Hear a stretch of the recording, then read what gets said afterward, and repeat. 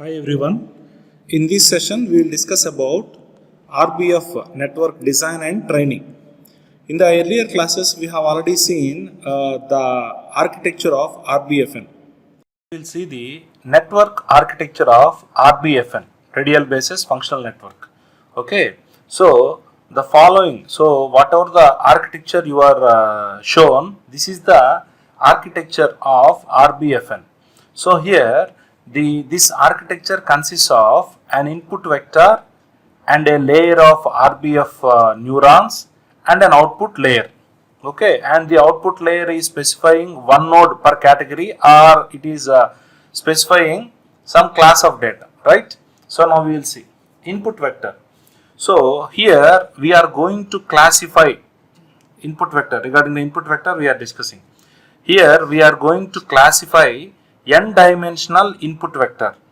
Okay, here we are going to classify n dimensional input vector, and the entire input vector is shown to each of RBFN neurons. So whatever the RBF neurons were there, they are able to see the entire input vector. Okay, that's what the other is telling.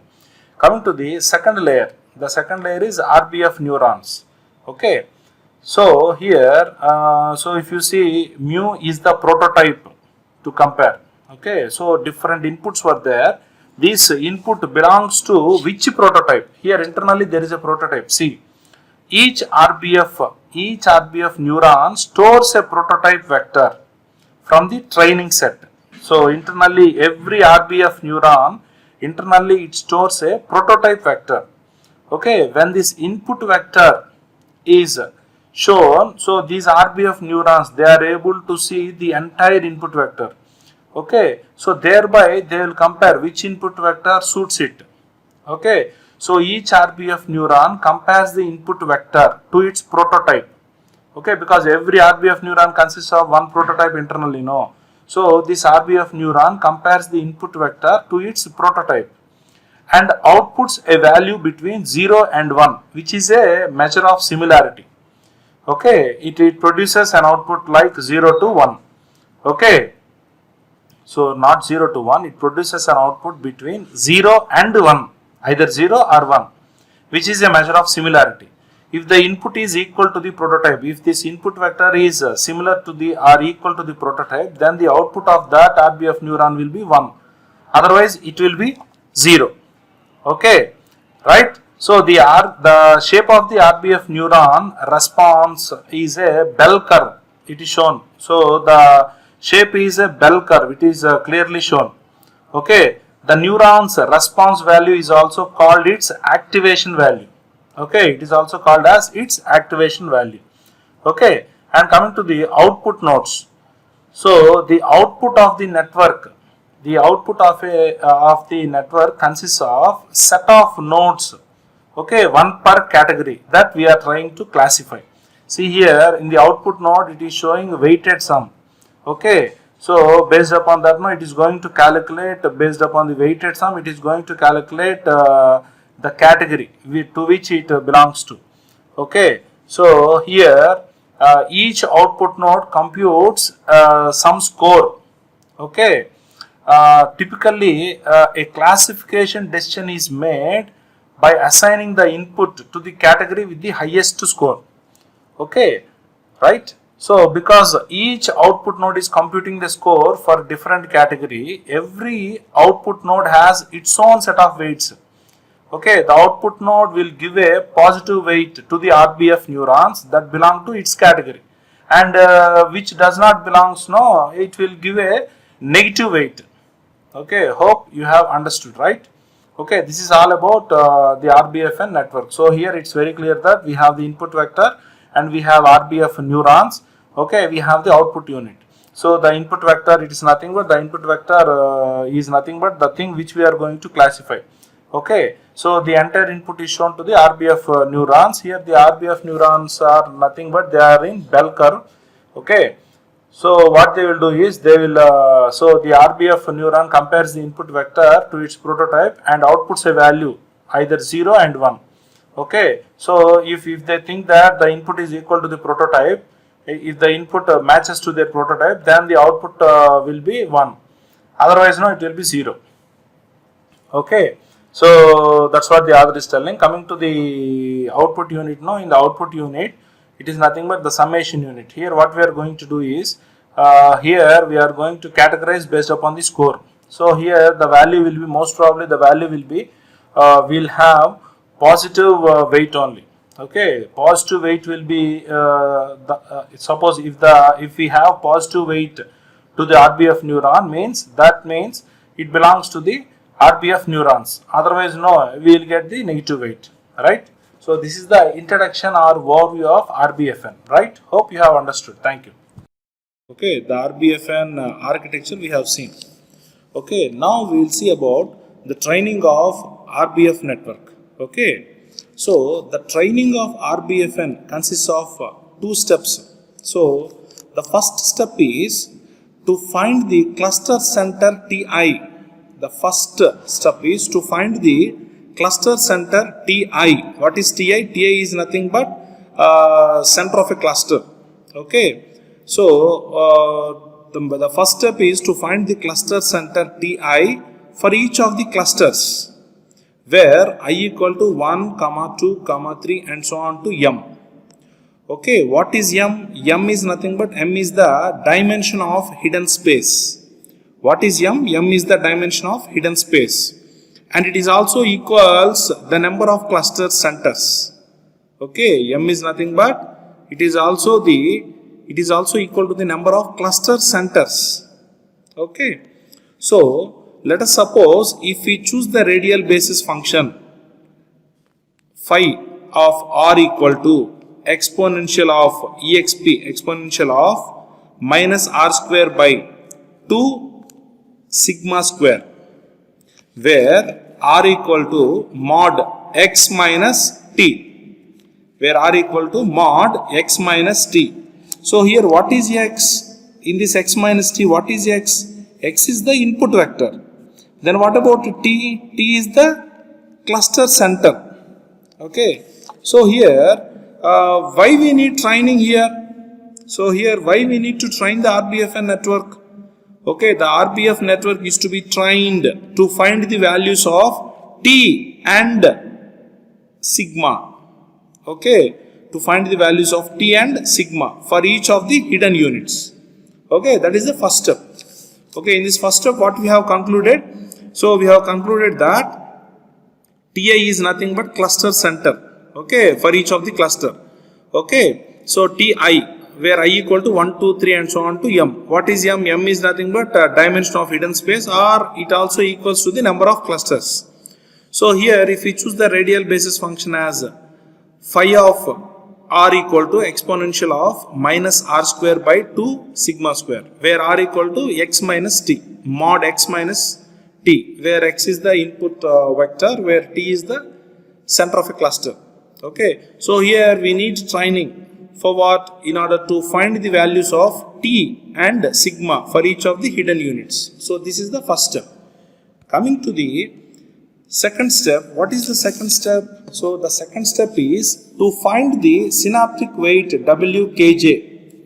To find the synaptic weight Wkj connecting the hidden layer neurons with the output neurons. Okay, because these plays a vital role, because these are going to connect between the hidden layer and the output neurons. Based upon this only we will get the score, and based upon that score only we are dividing into different categories. So that all we have seen in the RBF architecture. Okay, so here we have to find the values of t comma sigma. Okay, so how we find those values? So for that we are proposing two methods. The first method is taking the fixed centers randomly.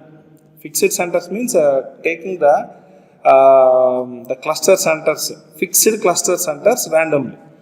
Okay, so second one is self-organized selection of centers. So now we will see the first method, taking the fixed centers randomly. So taking the fixed centers randomly, in the graph if you see, we have picturized different clusters T1, T2, T3, T4 and so on to Tm. Okay, means we have m number of cluster centers, right? So the dots, the yellow dots, they represent the clusters, right? The cluster centers. Okay. So sigma I equal to D max by square root of m. Okay, where m is nothing but the dimension of hidden space. Or we can also say that m equals the number of cluster centers.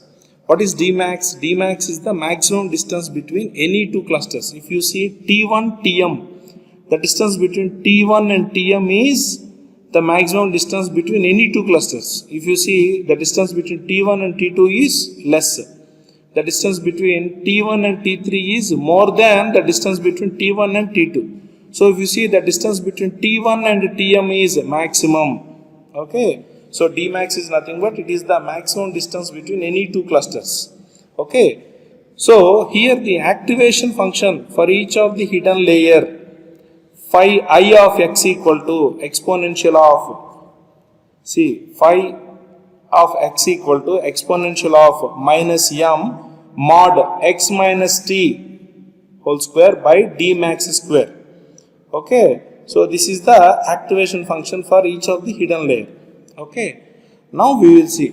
If you take the inputs, if you take the clusters randomly, see here, you have taken the clusters randomly. So in the above figure, it is very clear that x is nothing but, see, some x are missing. That x is nothing but inputs. Means some of the inputs are not covered under any cluster.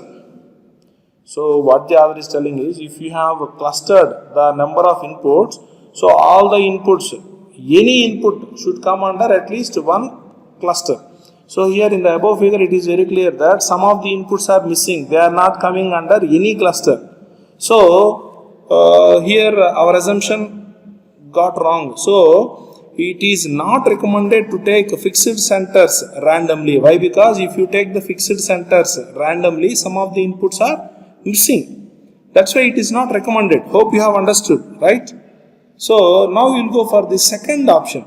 What is the second option? Self-organized selection of centers. Self-organized selection of centers.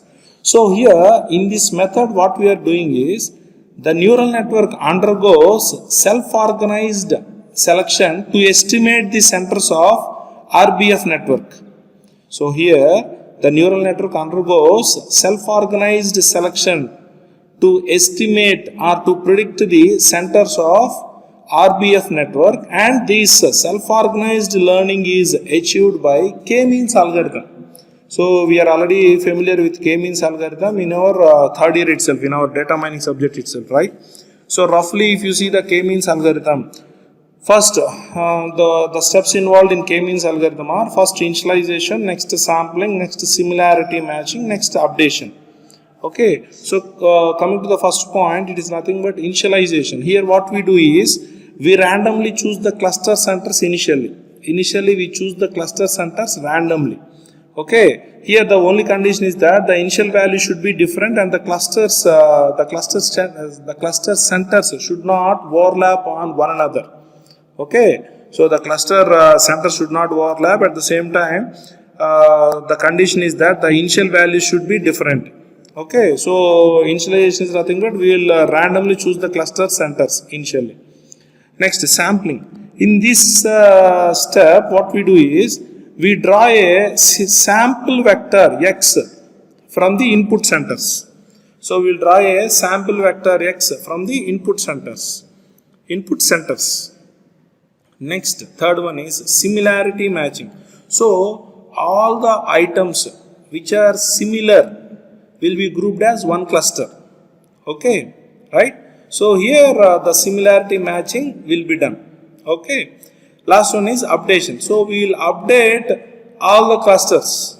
Okay, we will update all the clusters. So this is the way how the k-means algorithm works. So here in this, what happens is no input will be left. Okay, every input will be either in any of the cluster. Okay, no input will be left. Like we have see here. In the previous example, in the previous method, that is nothing but taking the fixed centers randomly. If you take the fixed centers randomly, here some of the inputs are left. See, some of the inputs are not coming under any clusters, so they were left. So here if you follow the k-means algorithm, here there is no point of leaving the clusters, leaving the inputs. Here by following the k-means algorithm, here we are not going to leave. So it is recommended to go with the self-organized selection of centers. So after by following the self-organized selection of centers, what we are doing is we are calculating the we are calculating the values of t. Okay, and the scope of, and we are also calculating we are also finding the values of t as well as sigma. Okay, right? Okay, so with this we will wind up the session like a training of RBF network, right? Hope you have understood. Thank you.